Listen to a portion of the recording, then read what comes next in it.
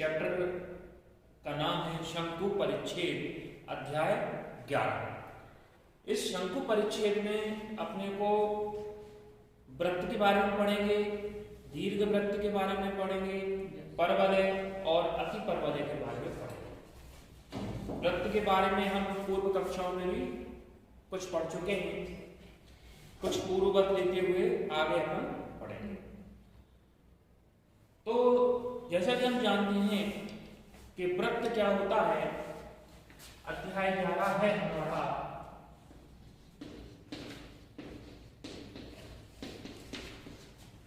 और इस अध्याय का नाम है शंकु परिच्छेद।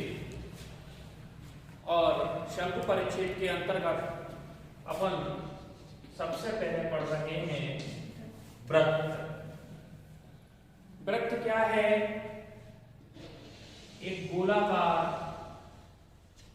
आकृति वृत्त कहलाती है। वृत्त का केंद्र में जो बिंदु है उसे वृत्त का केंद्रक कहते हैं। और वृत्त का केंद्रक यदि मूल बिंदु है, वृत्त के केंद्रक को हम ओ से बता रहे हैं।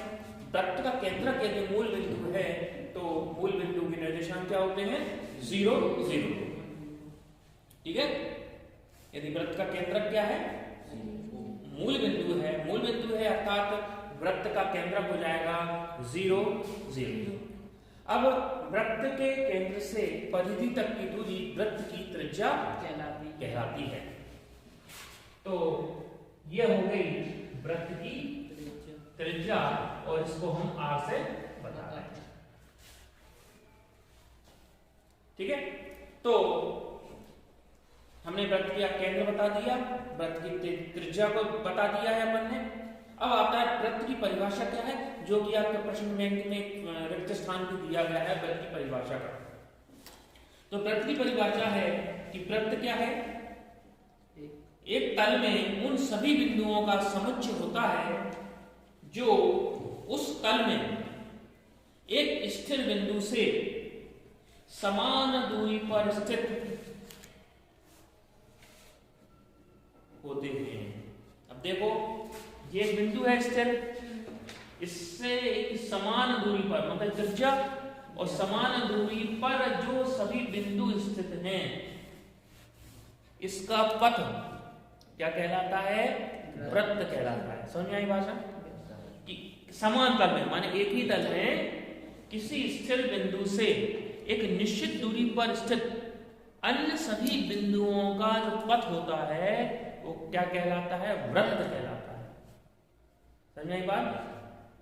तो हमारे पास वस्तुनिष्ठ प्रश्न आया है, रिक्त स्थान में आता है प्रश्न। वृत्त की परिभाषा है कि एक समान तल में जब एक निश्चित बिंदु उसी तल में अन्य बिंदुओं से एक निश्चित दूरी पर स्थित है तो ये पथ का निर्माण करते हैं, तो वह पथ वृत्त कहलाता है। ये हो गया वृत्त का केंद्र, वृत्त की त्रिज्या और वृत्त की परिभाषा। ये बता दी है। वृत्त की परिभाषा याद रखना है ना, कि वृत्त का केंद्र वृत्त की परिधि पर स्थित प्रत्येक बिंदु से एक निश्चित दूरी पर होता है। अब हम देख रहे हैं एक वृत्त का समीकरण क्या होती है। तो अभी हम वृत्त के केंद्र के निर्देशांक 0 0 ना बताकर यदि मैं h और k बता दूं तो क्या हो जाएंगे? वृत्त के निर्देशांक एक मान लो h है और एक k। हमने ये मान लिया कि मान लो वृत्त जो है मूल बिंदु से होकर नहीं जा रहा है, अथवा केंद्रक जो है वृत्त का h k नाम तो अपन ने उसे ही दे दिया है, पर अपन ने केंद्रक के निर्देशांक मान लिए h और k। मूल बिंदु नहीं मानी अपन ने, केंद्र के निर्देशांक क्या मान लिया अपन ने? h और k। तब ऐसी स्थिति में वृत्त की समीकरण किस रूप की होती है? तो वृत्त की समीकरण होती है x माइनस h का whole square y minus a का होल स्क्वायर बराबर त्रिज्या का वर्ग। यहाँ लिख लो त्रिज्या का वर्ग। अब त्रिज्या कहीं कहीं a से बताते हैं, कहीं r से बताते हैं, तो जो भी त्रिज्या अपन ने बताई है उसका वर्ग। तो ये क्या हो गया, x माइनस एच का वर्ग y माइनस a का वर्ग। अपन ने त्रिज्या का बताइए r से, है ना, तो हो गया r। ये कहलाता है वृत्त का व्यापक समीकरण। ठीक है, ये वृत्त का समीकरण कब दिया है, जब हमारे पास वृत्त की त्रिज्या दी जाए और वृत्त के केंद्र के मान दिए जाए। ठीक है, तब ये वृत्त की समीकरण होती है। अब हमसे कहता है मान लो वृत्त का केंद्र क्या है, 0 0 है, अर्थात 0 0 ना भी दे, यदि वो इतना लिख दे कि वृत्त का केंद्र कितना है, मूल बिंदु है। मूल बिंदु है मतलब कितने हो गए वृत्त के केंद्र का, 0 0। तो हम लिखेंगे जब वृत्त का केंद्र मूल बिंदु, मूल बिंदु मतलब 0 0 हो, तो माने h का मान भी 0 है और k का मान भी 0 दिया है। तो हम क्या करें, h और k का मान हम 0 0 रख दें। तो हमने वृत्त की व्यापक समीकरण है h के स्थान पर 0 रख दो और k के स्थान पर भी 0 रख दो। हमने जब 0 रखा तो क्या हो गया, x माइनस 0 का स्क्वायर y माइनस 0 का स्क्वायर बराबर r स्क्वायर।